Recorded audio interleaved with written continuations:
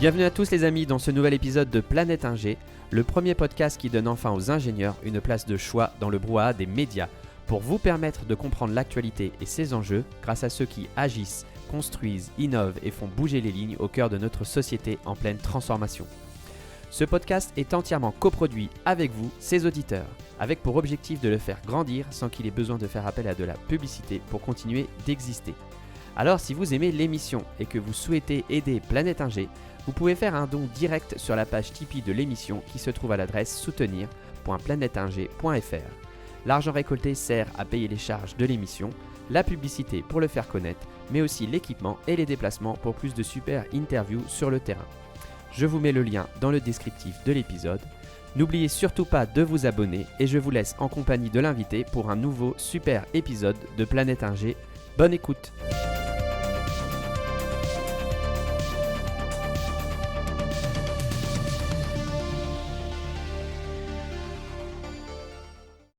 Bonjour Arthur ou rebonjour, on est dans la deuxième partie de cet épisode de Planète Ingé. On a eu des échanges très, très intéressants sur, et je te remercie, hein, parce qu'on sent que c'est un sujet sur lequel, que tu maîtrises. Je te fais pas faire l'exercice de te représenter, j'encourage les gens à, aller écouter la première partie de cet échange. Sur cette deuxième partie, là, on va se concentrer sur, quelles sont les actions, mais alors ultra concrètes, que je peux mettre en place en tant que citoyen, tous les jours, pour atteindre, cet objectif d'empreinte carbone de 2 tonnes de CO2. Alors, moi, en introduction, j'ai envie de dire, que je vais être hyper challenging sur cette partie d'épisode, Arthur, parce que, moi, personnellement, je suis hyper, concerné par le sujet. Mais, je suis un acteur un peu en dilettante. C'est-à-dire que, voilà, c'est pas l'alpha et l'oméga de mes journées, hein, on va dire. Mais j'ai quand même fait le petit test sur, alors c'est le site, on mettra le lien aussi dans la description, le site de calculer son empreinte carbone, hein, c'est mis à disposition par l'ADEME, je crois. Ouais, ah super, ouais, j'ai tu ouais. Ouais, et donc du coup, j'ai fait mon petit calcul et j'ai été quand même, assez, optimiste. C'est-à-dire que je me suis basé sur l'année dernière, donc j'ai pas pris l'avion l'année dernière. J'ai pas consommé de nouveaux matériels électroniques, ce qui est pas tout à fait juste parce que là, du coup, j'ai dû racheter un PC portable, mais je fais l'effort d'acheter du reconditionné. J'ai une voiture électrique et quand tu fais ton calcul de l'empreinte carbone, on te demande pas de ce que fait, ton conjoint ou ta petite famille, on te demande toi déjà ce que tu fais. Donc moi, bon, donc je roule en électrique. Donc arrivé à tout ça, j'ai calculé une empreinte qui est quand même pas négligeable. Je crois qu'on était pas loin des 7 tonnes, de CO2 et j'estime pas être, hem, hyper, voilà, j'estime faire un petit peu des efforts et donc je me suis dit: «Ouh là, comment arriver aux 2 tonnes? Mon Dieu, qu'est-ce que je vais bien pouvoir changer?» J'ai eu des propositions qui m'ont été faites par l'ADEME et voilà, je suis resté un petit peu, sceptique face à ces propositions. Donc on y va, on attaque. Arthur, se fera, le défenseur du bien et moi l'avocat du diable.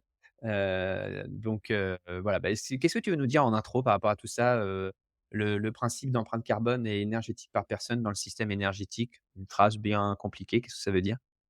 Hem, Bah, en fait, bravo pour ta démarche effectivement d'utiliser nos gestes climat. C'est un super, calculateur. Alors quand même, c'est assez probable qu'il faille, rajouter 1 tonne ou 1 tonne, presque 2 tonnes à ton empreinte parce que malheureusement quand on fait, si tous les Français faisaient nos gestes climat, on n'arriverait pas aux 10 tonnes qui sont la moyenne française.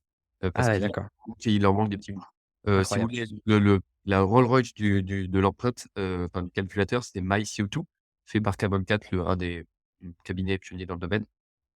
Hem, mais voilà, c'est un peu plus long et donc quand même, enfin, avec nos gestes climat, en 1/4 d'heure, vous avez votre réponse. C'est fiable à peu près et ça donne de toute façon les grands postes donc c'est ça et donc c'est vraiment, c'est génial parce qu'en fait, après on voit qu'est-ce qu'on peut faire.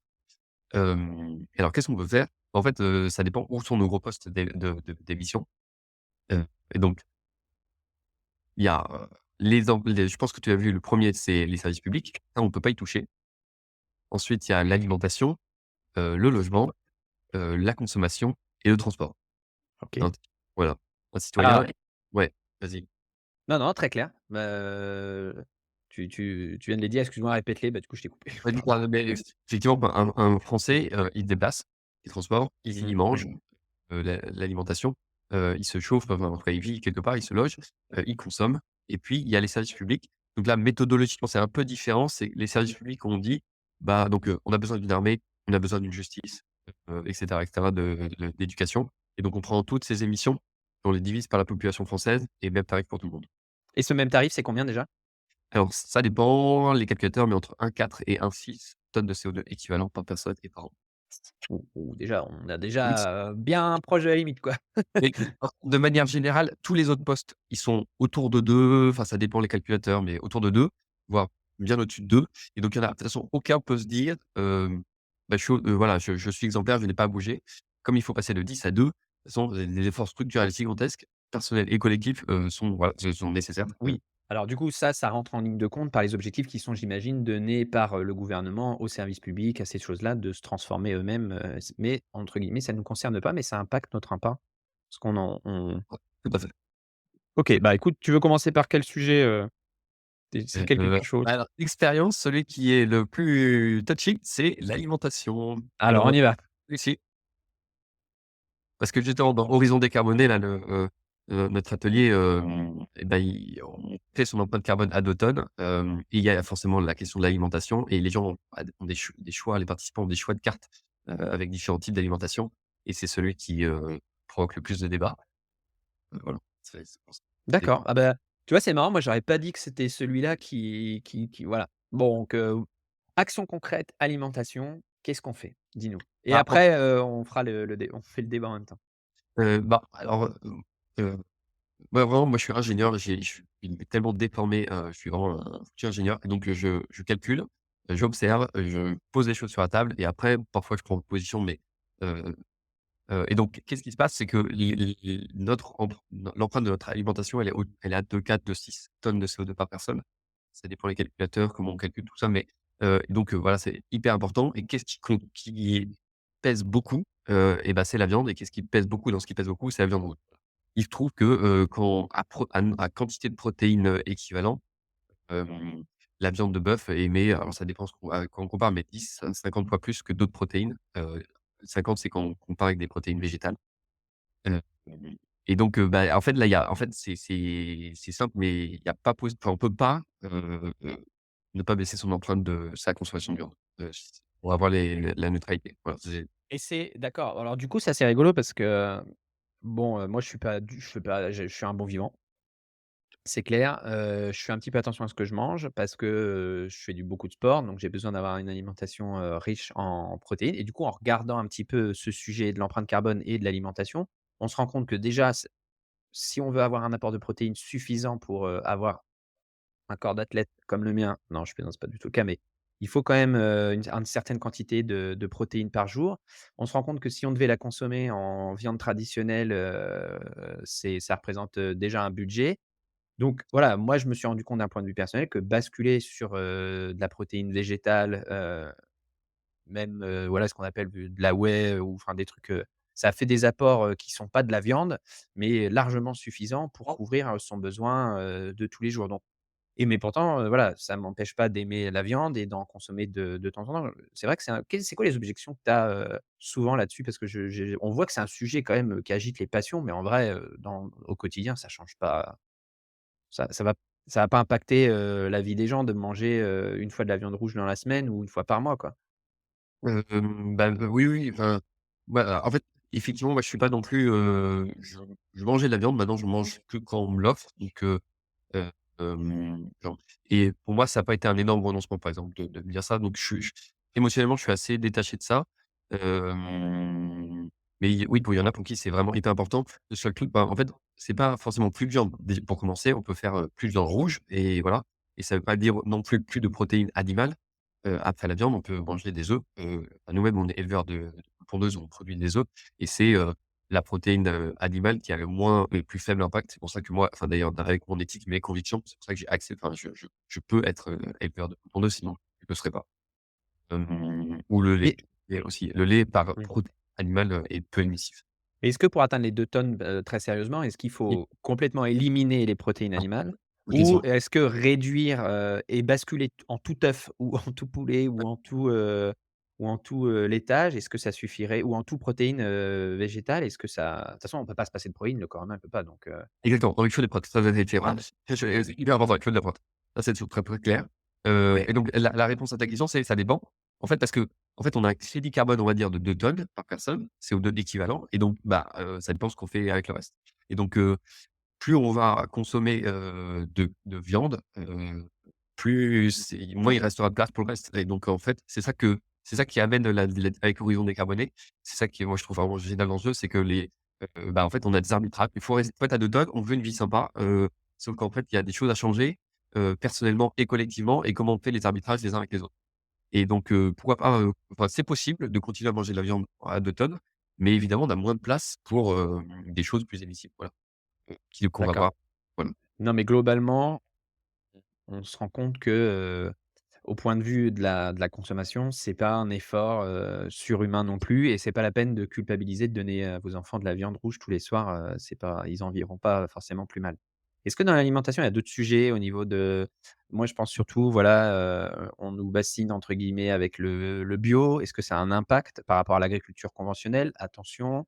À la réponse, est-ce que, qu'est-ce qui est le plus important? Est-ce que c'est les circuits courts? Est-ce que c'est d'aller acheter en grande surface des choses qui viennent de très, très loin? Est-ce que ça suffit de regarder provenance France ou Europe déjà avant d'être sur un circuit très, très court? Voilà, Oui. explique-nous un petit peu, Ouais, il y a plein de choses, hein. C'est-à-dire, il y a mmh, vraiment plein de choses hyper intéressantes. Alors, moi, je suis même agriculteur, il se trouve que je suis en bio. Pourquoi? Alors moi, je suis maraîcher et éleveur de poules pondeuses en bio. Le truc, c'est qu'il y a pas que le climat dans la vie. Il y a en fait, il y a d'autres, problèmes environnementaux, par exemple la biodiversité, par exemple, plus d'azote et de phosphore, enfin bref. L'agriculture a quand même un impact sur le réchauffement climatique et sur d'autres, problèmes environnementaux, notamment la biodiversité.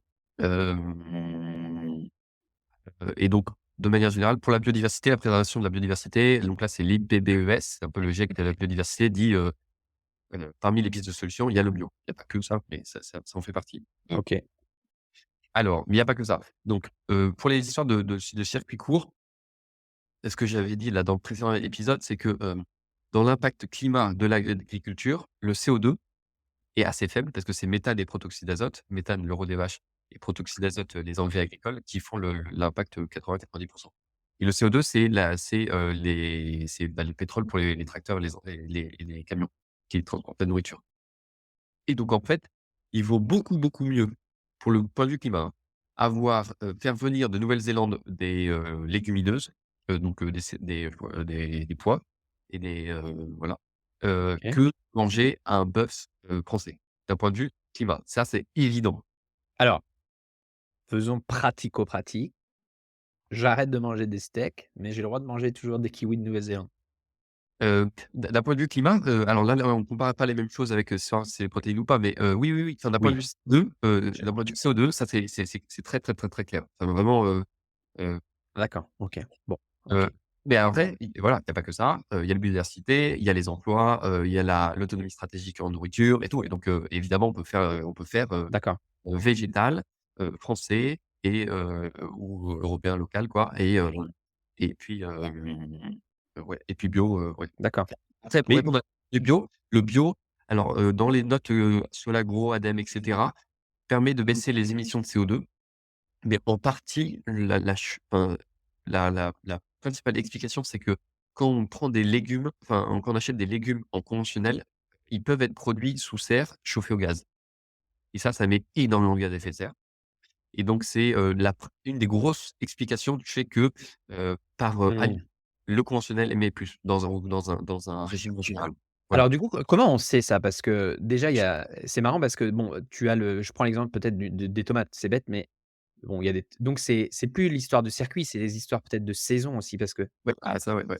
oui, mais tu vois, j'achète une tomate, donc évidemment on imagine que si elle est pas bio, elle est produite sous serre. On peut faire du bio sous serre chauffé Oui, au oui. gaz? Oui, donc Non, voilà, donc alors, pour être précis, au gaz renouvelable sur certaines périodes d'année. Voilà. OK, OK, donc déjà, je prends moins de risques si j'achète du tomate bio, on va dire, enfin, sur mon empreinte carbone, hein. On n'est pas dans le sujet. Quoi, c'est Oui, pas le oui, sujet de oui. l'épisode aujourd'hui, hein. C'est pas bio ou pas bio, là, le sujet, c'est vraiment empreinte carbone. Donc si j'achète une tomate, bio, j'ai quand même plus de chances qu'il y ait un impact carbone moindre parce qu'il respecte une certaine raison dans la façon de Ouais, l'alimenter en c'est soleil important. Ouais, et complètement. enfin, l'énergie est hyper précieuse, et honnêtement, D'accord. on fait une serre, mais c'est en plus, c'est tellement inefficace. Enfin, il faut pas faire ça, quoi. Enfin, Ouais, vraiment, OK. tellement mieux de faire que d'utiliser de l'énergie pour chauffer une serre qui est pas isolée. Enfin, ça va pas, quoi. OK, Donc je com ça vraiment, c'est une aberration thermodynamique pour un ingénieur, il faut pas faire ça. ouais, Non, non. là, je c'est clair et donc du coup, par contre, du coup, il y a pas de Nutri-Score, il y a rien donc tout ce qui est sauce tomate ou machin, où là, les tomates, ça débite, on sait pas d'où Ouais, ça vient et on sait pas l'impact que ça a. OK. oui, Bon, bah, écoute, c'est super intéressant, donc toi, tu nous dis, saisonnalité oui, de ce qu'on mange, ouais, ça, ouais, ça heu, ouais. moins de beaucoup moins de viande, rouge surtout et les circuits courts, mais ça a moindre impact, tu dis quand même? En fait, alors même pour être vraiment très honnête, parce que je suis écolo et ingénieur et donc voilà, en fait, ça peut même être contre-productif. Ça peut être contre-productif Ah, explique-nous ça. parce qu'en fait, les transports longue distance, ils ont plutôt tendance à être très efficaces à la tonne transportée. Mmh. Alors que moi, je le vois avec mon utilitaire, et ben, ça arrive qu'il soit peu chargé par rapport à un gros poids lourd sur le long voilà et donc ça c'est possible qu'on ait un effet contre-productif, quand, si les livraisons du dernier kilomètre sont peu chargées, en fait. OK, je Voilà, mais il y a pas que le CO2 dans la vie et donc voilà, c'est pas pour ça qu'il faut faire voilà. tu nous offres une super transition, vers le transport donc vous irez écouter, on va enregistrer un épisode exprès sur, la mobilité électrique et la transformation des utilitaires de véhicules thermiques à véhicules électriques, hein. Ça pourra t'intéresser, je peux peut-être même t'obtenir un code promo. Mais, voilà, ce sera le sujet d'un autre épisode. On l'enregistre dans 15 jours, donc ce sera pour bientôt. L'impact du transport sur l'empreinte carbone. On peut en parler, c'est important. Donc, il y a 2 sujets. Je pense qu'il y a le transport au quotidien et il y a le transport loisir. Donc, voilà, je te laisse, aborder le sujet, par le bout qui te convient, mais Oui, bah, il y a oui, mais en fait, dans les transports, il y a le transport de marchandises et transport, de personnes et dans les transports de personnes, personnels, il y a la mobilité du quotidien et la mobilité longue distance. Ce qui fait que enfin, moi, ça me passionne. Avant, j'étais en sortant d'école, j'ai été, ingénieur, je faisais de la modélisation de trafic ferroviaire. Donc voilà, c'est ça m'a passionné, et puis après j'ai fini par changer parce que je pouvais pas faire mon métier d'une manière, écologique, que j'estimais écologique. Hem, de manière générale, hem, bah, en fait, ce qu'il faut viser, c'est l'électrification des transports. Ça, Aurélien Bigot, chercheur, dans le domaine, le dit vraiment très bien. C'est l'électrification des transports. Pourquoi? Parce qu'un moteur électrique, il est vraiment plus efficace qu'un moteur thermique. Donc on a pour le même nombre de kilomètres, on a besoin de moins d'énergie. Par exemple, une voiture, une Tesla, enfin les voitures électriques, elles sont autour de 2 litres au 100. Bah, évidemment, c'est pas des litres de carburant, mais en énergie, c'est l'équivalent de 2 litres au 100 et la même voiture en thermique, c'est on va dire 5-6 litres. Donc il y a pour les mêmes nombres de kilomètres, on va faire 3 fois moins d'énergie. Donc ça, c'est génial parce que comme actuellement on dépend du pétrole, qui a une quantité astronomique d'énergie consommée, qu'il faut enfin la, l'affecter avec des énergies bas carbone, mais qui sont peu existantes actuellement, bah, ça limite l'effort à faire en termes de production d'énergie. Donc l'électrification des transports, c'est vraiment voilà et l'hydrogène dans les transports, c'est plutôt de niche et moins pertinent pour plein de raisons. Donc l'électrification des transports, ça c'est majeur. Comment on le fait? Bah, souvent c'est à batterie et de manière générale, c'est là où vient la sobriété.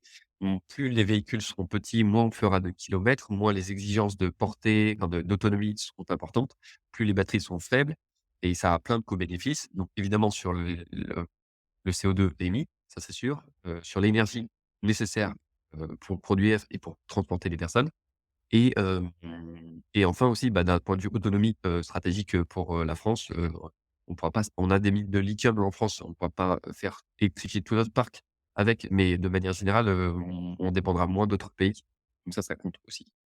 ouais, puis bon, on revient au mirage technologique qu'on a parlé un peu en partie, hein, mais peut-être qu'on trouvera des technologies de batterie, il y a des chercheurs qui travaillent dessus. On trouvera peut-être des technologies, qui vous permettront de nous passer peut-être du lithium ou d'être encore plus efficaces sur l'empreinte carbone de la production d'une batterie. Et d'ailleurs, je rebondis sur ce que tu disais, je lisais encore une étude la dernière fois, un véhicule électrique, un petit véhicule électrique, hein, sa rentabilité carbone, si je peux dire ça comme ça, elle apparaît au bout d'une 40 000 kilomètres, je crois, par rapport à sa production, son démantèlement, par rapport à un véhicule thermique. Un SUV électrique, c'est déjà 100 000 kilomètres. Donc on voit déjà que c'est beaucoup moins intéressant en termes d'empreinte, carbone. D'ailleurs, quand on calcule l'empreinte carbone d'un véhicule électrique, est-ce qu'on prend en compte Ce que tu disais tout à l'heure, l'efficacité du moteur par rapport à un moteur essence. Alors, ouais, super question. Ça me va les ordres de grandeur que tu t'as donné sur le ren enfin la rentabilité carbone, me vont tout à fait. Et un autre truc aussi, il faut vraiment avoir en tête, c'est que, mais ça marche aussi pour les avions là, l'impact pour un véhicule thermique, c'est pas la production, peu la production. 90 c'est l'usage, donc c'est le nombre de kilomètres qu'on va faire, ça va être du pétrole, c'est ça qui va émettre du CO2. La voiture électrique, c'est exactement l'inverse. Son impact, ça va être la production et puis après les kilomètres, ça peut pour 2 raisons. Un, il faut moins d'énergie, que le thermique et en plus l'énergie elle est bas carbone. Heu heu voilà donc ça il faut vraiment l'avoir en tête et donc un véhicule thermique, il faut le changer le plus rapidement possible pour que, il ém avec un nouveau moteur, il émette moins. Un véhicule électrique, une fois qu'on l'a, il faut le faire durer le plus longtemps possible pour Mmh. amortir les grosses émissions, les consommations énergétiques de la création de la batterie sur une longue période, quoi. Voilà. Et j'ai un véhicule électrique et moi, on me mettait encore sur le bilan carbone que je pouvais encore faire des choses sur le transport. Alors, qu'est-ce que je peux faire encore sur le transport? Parce que là, on est vraiment sur une Ouais, mobilité individuelle et je veux ouais. absolument qu'on parle de l'impact aussi de la mobilité loisir, hein, de l'avion. Donc je suis en mobilité électrique individuelle, ça suffit pas. Il faut, repenser notre système de mobilité et Oui, là-dessus, je te donne la parole justement. non, c'est ça. Alors, bah, c'est marrant parce que tu as dit mobilité individuelle, loisir, vélo, enfin pardon, justement Mmh. avion. Mmh. Eh bah, non, pas du tout, pas du tout. Bah, dans le futur, il faut enfin, c'est plus du tout ça, en fait. Alors je peux donner quelques ordres de grandeur, pour essayer de donner, un peu des pistes. Le problème avec l'avion, enfin le problème, donc c'est que qui réchauffe plus le climat avec l'avion, c'est pas le kérosène, c'est les effets induits, donc c'est les traits de condensation et les cirrus là. Les nuages qui réchauffent le climat. Et donc en fait, on aura beau décarboner le kérosène, en fait, il y aura quand même un impact important, heu, résiduel. Et donc, moi j'ai fait des petits calculs avec la disponibilité en biocarburant, qu'on aurait en 2050 en France. Ça permet de faire, sur sa vie sur 81 ans, ça permet de faire à peu près 2 allers-retours Paris-New York dans sa vie. Ah d'accord. Voilà, vous l'avez l'objectif et quand on sera en biocarburant, c'est ça? Donc, c'est, Ah heu, oui, donc on pas en 2050, on il y a de la biomasse qui pousse. ouais, ouais. Voilà. On en fait pour en faire, il y a plein de demandes pour en faire plein de trucs. Dans un scénario raisonnable, on en affecte une partie pour l'aviation, parce qu'il faut quand même on peut voler en 2050 quand même. Dans ce cas-là, ça fait de l'énergie, ça les moteurs sont plus efficaces, ça va permettre quand même de faire pas mal de kilomètres. On remplit les avions, on pourrait attaquer pour être très efficace. Dans ce cas-là et on regarde, le nombre de kilomètres qu'on peut faire et on divise par la population sur 80 ans et dans ce cas-là, ça fait, 2 allers-retours Paris-New York dans cette Donc ouais. d'accord, donc ça, c'est quand on a un système, aérien efficace, et transformé. Aujourd'hui, avec le système aérien actuel, c'est quoi le Actuellement, en France, on fait, 1 300 kilomètres par an et par personne à peu près de mémoire et là, dans les calculs, ce serait, 200-300 kilomètres par an. Donc ça fait beaucoup moins de kilomètres par an et là, je suppose que c'est, tous les Français parce que ce qu'il faut aussi avoir en tête, c'est que l'aviation, le transport, c'est le plus inégalitaire, de tous les moyens de transport et donc il y a 1 de la population mondiale qui fait 50 des kilomètres parcourus. Donc c'est hyper ouais, inégalitaire. aérien, En fait, ce qu'il s'agit de faire, c'est, moi, l'argument, on découvre le monde avec l'avion est très important. Et en fait, c'est changer la société pour on puisse le faire une fois, 2 fois dans sa vie et on y passe du temps, on découvre vraiment un pays, voilà, on s'organise en société pour que ça soit possible. Et en revanche, le loisir et la mobilité longue distance, ça se fait avec du train et du vélo. Et donc, par exemple, là, la Chine, en 10 ans, a transformé son paysage et maintenant il y a des lignes de TGV partout. Bah, en 30 ans, on est évidemment capable de faire ça dans toute l'Europe, et donc ce sera du transport TGV qui émet mais tellement peu, enfin un kilomètre en TGV, c'est entre 1 et 2 grammes de CO2 par kilomètre. En voiture, quand on est seul, c'est 200, donc c'est 100 fois plus. ouais. Ça change complètement et donc on peut se transporter, voyager assez loin en TGV et après faire le reste de ses vacances en vélo. Ça change complètement, hein, ça c'est sûr, mais en Mmh. fait, ça permet d'avoir un climat stable et encore voilà. Donc mobilité, loisirs, train, vélo Ouais. et mobilité du quotidien aujourd'hui aussi, les trajets, les petits trajets en dessous de 10 kilomètres c'est les faire aussi en mobilité douce, vélo, trottinette, j'imagine que ça marche aussi, pied, Ouais, marche à pied. ouais, c'est ça, mais oui. Hem, voilà, ça c'est pour le sujet trans mais juste entre parenthèses par rapport à tout ce que tu viens de dire, moi j'ai ça m'avait interpellé et il y a forcément ce sujet, hem adjacent, qui est le temps qu'on passe à nos loisirs. Alors est-ce qu'on a besoin de passer 3 semaines de vacances par an ou est-ce qu'on n'a pas besoin de passer peut-être 2 mois de vacances tous les 2, 3, 4 ans pour pouvoir aller, j'en sais rien moi, aux États-Unis, d'y aller en bateau peut-être, qui va émettre moins de CO2 ou voilà, mais passer plus de temps sur une fréquence moindre, mais diminuer fortement son impact. Prendre le temps du voyage, heu, plutôt que d'être dans l'instantané. Oui, ça c'est une ouais, effectivement, moi, ça fait partie des pistes, en fait, il faut que tout change pour que rien ne change. Il faut vraiment changer, y compris la manière dont on voit les loisirs, comment on organise ses temps de repos. C'est pas facile, mais je pense enfin, en tout cas, ça moi, ça me permet de pointer vers un horizon désirable et d'autres récits de vie et de société. Là, tu fais avec le bateau, tu fais un lien avec les transports de marchandises qui comptent, en fait, qui sont voilà, qui émettent du CO2 et qui Mmh. ouais, et donc pour le cargo, oui, en faisant le cargo, tu vas moins émettre. Mais il faut en fait, il faut aussi c'est là où la technologie, apporte des solutions potentielles. C'est que, avec des biocarburants ou de l'ammoniac ou des enfin, des choses comme ça, je rentre pas trop dans les détails, on permet de faire bouger des cargos, transatlantiques, mais avec vraiment beaucoup, beaucoup moins de CO2 et donc de permettre de décarboner, y compris ce secteur du transport qui est important. D'accord et du coup, là, ça fait une transition vers moi en tant que citoyen, j'ai un impact, on a parlé de l'alimentation, on a parlé du transport. Moi, je voudrais qu'on parle de la consommation parce que Ouais. tous les biens de consommation, que j'achète, ils ont un impact, carbone. On l'a dit, tu viens de le dire par le transport maritime, pour d'autres choses. Dis-nous-en un petit peu plus. Il faut qu'on soit assez synthétique si on veut tenir le timing donc et parler de l'habitat aussi. Oui, Donc alors, je te donne 5 minutes sur comment on change nos habitudes de consommation pour atteindre l'objectif de 2 tonnes. bah, il y a de nouveau les 3 leviers, la sobriété, l'efficacité et des énergies, renouvelables. Donc, de manière générale, dans la consommation, et donc il y a le numérique qui est en fait assez faible pour l'instant, c'est 0,2-0,4 tonnes par personne, mais ça augmente à toute vitesse. D'accord? C'est ça le problème, c'est vraiment ça le problème. Ça augmente à toute vitesse et pour le numérique, c'est pas tant son usage. Là, le fait qu'on enregistre un nu enfin, émet très peu, c'est les équipements et donc les Ouais, équipements, ils fassent durer longtemps et donc c'est pas si compliqué que les gouvernements disent, bah, en fait, on met un indice de réparabilité et en fait, il faut que ces ordinateurs, ils puissent durer, qu'on change des pièces. C'est paraît pas si compliqué et de faire durer, ces merveilles de technologie, 10 ans. Voilà, c'est quand même ça paraît pas infaisable, quoi. Faut juste s'organiser, mais par rapport à d'autres défis, ça me paraît quand même assez hem, voilà, après et il y a l'habillement. Donc, bah, là, c'est fast fashion, là, ça passe plus, quoi, ça, c'est sûr. Et c'est réussir à avoir des vêtements, bah, qui durent longtemps. Moi, je me souviens quand j'étais plus jeune, moi, j'avais acheté ma mère m'avait acheté une chemise où on pouvait changer le col. Parce qu'effectivement, le col, c'est le truc qui s'use et c'est tellement bête de jeter une chemise alors qu'il y a juste un bout de tissu qui voilà, enfin, c'est absurde. Donc, et ça change enfin, voilà, avoir ça, un service intégré, les entreprises intègrent ce service au lieu de faire juste de la vente, reprennent la chemise et recousent le truc.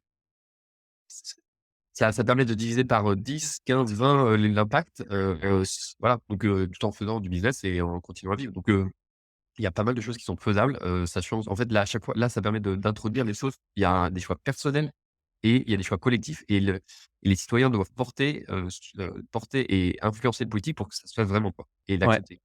Donc là, c'est sur on voit, hein, l'importance du reconditionné, du recyclé, du d'acheter d'occasion. Est-ce qu'on a parlé de l'impact tout à l'heure de sur la nourriture. Est-ce qu'il y a vraiment un impact, de la localisation de ce que j'achète, made in France ou made in China? Est-ce que ça change vraiment quelque chose? Alors, bah, Made in China, oui, ça change parce que comme ils font, là, leur énergie est très charbonnée, donc c'est une catastrophe pour le climat. Mmh. Hem, mais c'est pas tant sur le transport. Alors là, je lisais une note de Carbone 4 récemment sur le fret.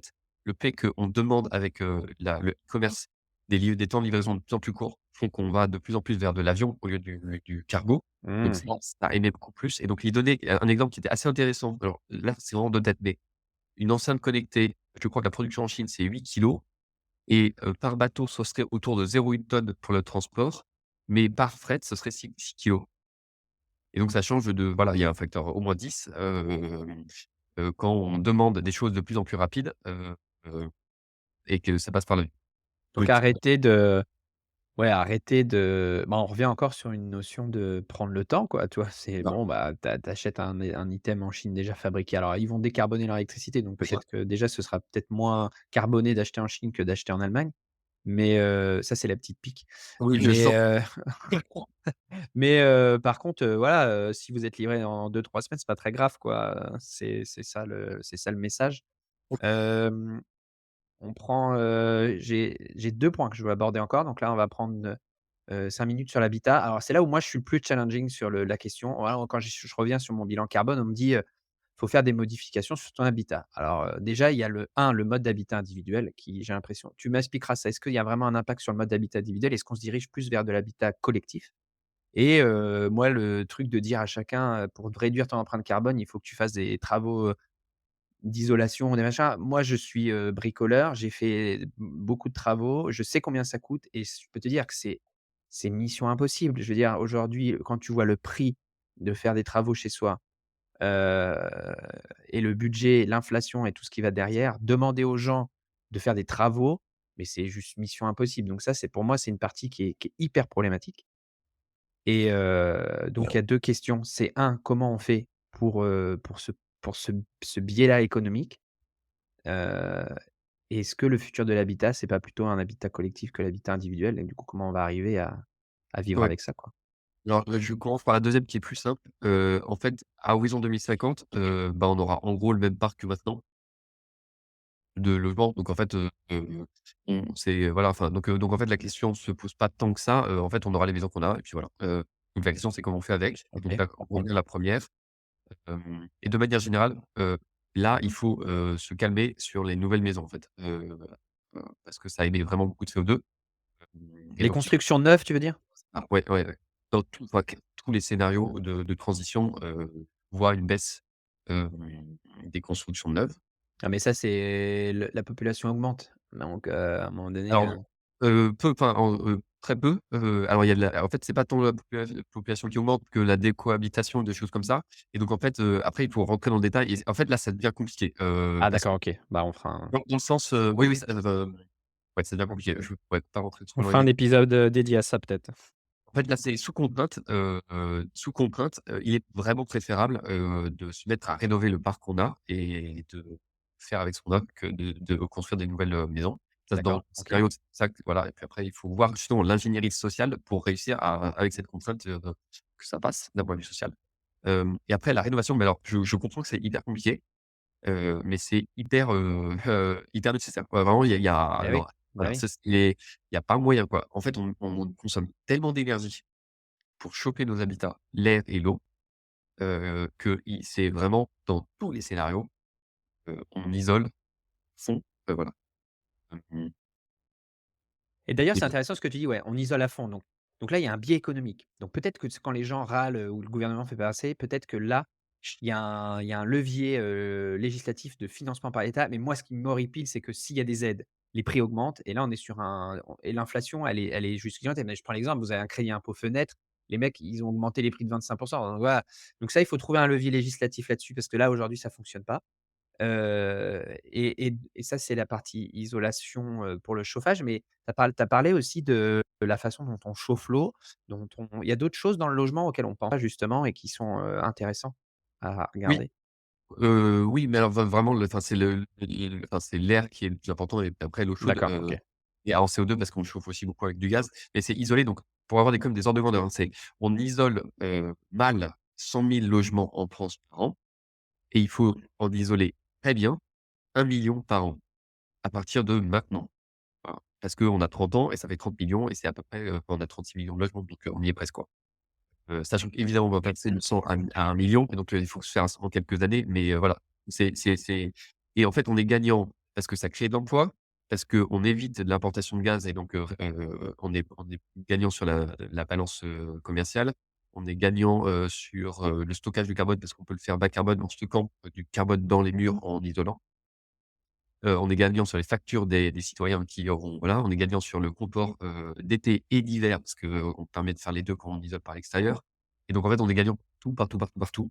C'est la mesure la plus simple à faire, mais qui est la moins prise, actuellement, malheureusement. Donc et au-delà des gros travaux de rénovation, on a compris, c'est important. Qu'est-ce que je peux faire concrètement, dans mon quotidien pour, réduire l'impact justement? Alors ouais, alors il y a un truc là, c'est beaucoup là, ça va être un peu plus, provocateur, mais là, le truc le plus simple, c'est de baisser sa température de concile. Moi, dans ma chambre, il fait je dors avec, 11 degrés dans ma chambre. Ah Je oui, s et pas je mal de suis degrés. je dors super bien, je suis en t-shirt, et j'ai une couette d'hiver normale. OK. Donc Un tel et je suis on va pas, bien au-delà de descendre à 18-17 quoi, c'est, ouais, ouais, c'est ça et là, je pense mmh, qu'il fait peut-être 15 là chez moi, je dors juste en pull et ça va quoi. Donc je propose pas ça à te la France entière, mais déjà à 19 et en fait, moi, parce que j'ai des grosses chaussettes, j'ai des chaussons. Je vais pas de monnaie, mais s'il faudrait, je pourrais mettre un bonnet. Donc là, clairement, c'est une histoire de changement de normes sociales, de ce qu'il est raisonnable, nécessaire, stylé et cool de faire, quand on va chez les invités et que voilà. Mais ça, c'est et un truc qui est et rapide. pour ouais, mais pourtant c'est marrant parce que, heu, c'est tout de suite un entre guillemets «un chiffon rouge» et même enfin après c'est le sensationnalisme des médias où on dit: «Voilà, les gens vont moins chauffer, ils ont très, très froid, ça va pas aller». Enfin, on pense à nos amis ukrainiens, ils sont un peu c'est un peu une situation un peu plus, différente, mais non, mais tu vois, c'est tout de suite, ça devient un sujet sensationnel et d'alerte parce que la température dans les logements, serait à 17-16 et que les gens ont peu de moyens de se chauffer. Alors qu'en fait, toi, tu nous dis finalement, ça Bah, peut on peut il en faut vivre, il faut s'équiper, mais c'est hyper mmh, rentable. Enfin, mmh, acheter, des vêtements thermiques qui permettent de passer à 15 degrés, c'est tellement rentable, voilà, mais enfin, je dis pas qu'il faut le faire, mais en tout cas, interroger la norme sociale, ça, c'est indispensable et alors, autre chose, c'est qu'on par exemple, là, les gouvernements, bon, avec l'augmentation du prix de l'essence, a subventionné les énergies fossiles, subventionné le pétrole. Heu, Avec l'argent, alors j'ai oublié un peu les ordres de grandeur, mais ils sont gigantesques, on aurait pu financer, là, pour le coup, payer gratuitement des isolations chez les gens. Hem et là, on était gagnant sur tous les leviers. On dépend moins des énergies fossiles. Les citoyens, surtout en précarité énergétique, ont un vrai confort l'hiver et l'été, et ils payent moins cher et cetera. Enfin donc, c en fait, il y a des en fait, on paye enfin, il y a tellement de subventions aux énergies fossiles, il y a tellement de leviers que moi, à la fin, j'en ai un petit peu marre, d'un point de vue collectif, on va dire. Je suis un peu énervé de voir qu'on fait aussi peu. Ça, ouais, c'est non, mais c'est il y a un moment, on va on ouais, blâme beaucoup et moi d'ailleurs, je trouve que dans le discours de certains influenceurs climat moi, je suis content de faire cet épisode-là aujourd'hui, parce qu'on est vraiment dans ce que je veux faire de Planète Ingé. On est dans des explications, concrètes, techniques et on n'est pas dans le bullshit. Quand je vois les influenceurs climat et je rejoins ce que tu disais, c'est on peut râler beaucoup après les gouvernements et les États qui font pas assez, mais là, je trouve qu'on est déjà dans le sens bah, dis donc, je vais pas y arriver aujourd'hui. On est déjà dans le sensationnel et dans le populisme, alors qu'en fait, on peut, expliquer aux gens qu'ils ont une action. Chacun a déjà une action au quotidien, heu, ouais, voilà. ça pour moi, on est dans un système et donc il y a différents éléments dans le système qui sont en relation les uns avec les autres et les politiques ne vont pas bouger si les citoyens ne bougent pas et les citoyens ne bougent pas si les politiques bougent pas. Donc en fait, c'est un peu on se regarde en chien de faïence. Donc il y a des actions qui sont, personnelles et nécessaires, des actions collectives personnelles et nécessaires et ce qui est aussi vraiment important à avoir en tête, c'est que quand bien même, sans changer nos modes de vie et quand bien même les États et les entreprises, décarboneraient toute l'offre, on n'arriverait pas aux 2 tonnes et de manière inverse, apparaître ermite en forêt, on est même en ermite en forêt, on est déjà près des 2 tonnes et donc en fait, on ne peut pas arriver aux 2 tonnes, heu, si l'État et les entreprises ne changent pas. En fait, il y a les 2 qui bougent en même temps et c'est parce qu'il y en a un qui va faire un pas que l'autre va pouvoir faire un 1er pas et qu'on va accepter les normes qui vont changer parce qu'à un moment, ça on va quand même rentrer dans le dur. Enfin, ce sera pas facile, hein, mais en fait, aussi, c'est l'alternative qui est vraiment ni facile, ni désirable, ni sympathique. Ça, c'est assez clair. OK, bah, écoute, ça fait une transition vers, la minute de conclusion. Ça ressemble à quoi? Toi, tu es non, je vais la garder pour la question bonus. Oui, il y a une question bonus à la fin, tu verras, on termine et après je te pose une question bonus qui nous sert un peu de teaser. Ça ressemble mais donc je la garde en tête, mais ça ressemble à quoi la vie bas carbone? Est-ce que c'est si, triste et déprimant que ça de ton point de vue? Ouais, trop de super questions. À l'atelier Horizon décarboné, on pose une question initiale aux personnes aux participants. Ça les surprend un peu, mais ils comprennent assez vite pourquoi. La question, c'est: «Qu'est-ce qui compte vraiment dans votre vie?» Donc ils sont sur un post-it, ils écrivent ce qui compte vraiment dans leur vie. Souvent, c'est des relations, des activités, des choses.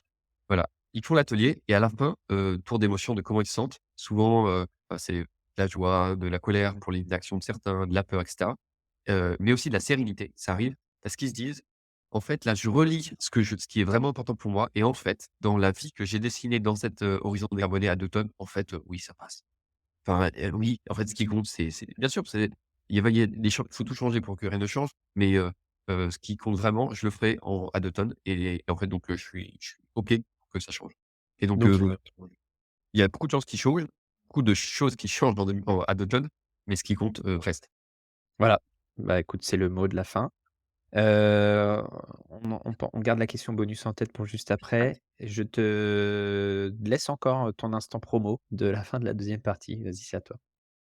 Merci. Ouais, bah, Horizon décarboné, donc c'est un atelier qui permet de rentrer de manière concrète et positive dans la transition. Ça permet vraiment, de savoir à quoi ressemble une vie bas carbone et deuxième chose aussi, ça c'est pour nous, c'est assez important, ça permet de répondre à la question: «Mais quel est le mix énergétique en 2050?»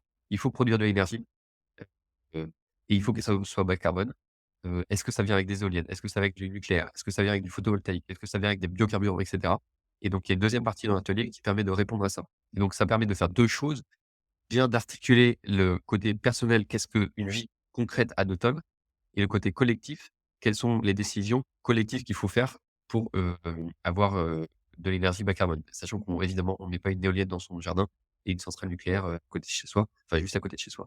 Et donc, c'est des choix qui sont nécessairement collectifs. Et donc ça permet en fait de lier les 2 et de voir qu'il y a de l'énergie, propre, ça existe pas. Il y a toujours il y en a qui sont moches dans le territoire, il y en a, il faut extraire des minerais, il y en a, ça a un impact sur la biodiversité. Bah oui, mais en fait, il y a un moment où il faut bien de l'énergie quelque part et donc de faire des arbitrages entre, ces différentes sources d'énergie. Donc ça permet d'avoir vraiment une vision d'ensemble complète entre personnel et collectif à 2 tonnes. Allez voir le site d'Arthur, Horizon décarboné. Je vous mets le lien dans la descriptive de l'épisode. Merci beaucoup Arthur, c'était passionnant. On sent que tu maîtrises ton sujet et c'est vraiment agréable, mais que tu n'es pas, dans l'énervement, dans la colère. Tu es très serein par rapport à tout ça et c'est vraiment agréable de t'écouter. Donc voilà, je vous encourage. Ou on te contacte, comment? LinkedIn, ou le site internet, voilà. Voilà. Arthur Versus, sur LinkedIn, ça marche très bien. Et voilà, c'est la fin de cette interview passionnante. J'espère que comme moi, vous avez appris plein de choses et que vous vous êtes régalés.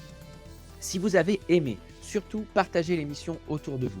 Et n'oubliez pas qu'elle est coproduite par les auditeurs et les invités, donc je compte sur vous pour la soutenir. Vous pouvez le faire de deux manières, soit en achetant les NFT sur planetag.uncut.fm ou tout simplement en faisant un don sur la page Tipeee. Je vous mets le lien dans le descriptif de l'épisode. En attendant une nouvelle aventure lundi prochain, abonnez-vous à la newsletter newsletter.planetag.fr pour ne rien rater du podcast. Merci les amis, à la semaine prochaine.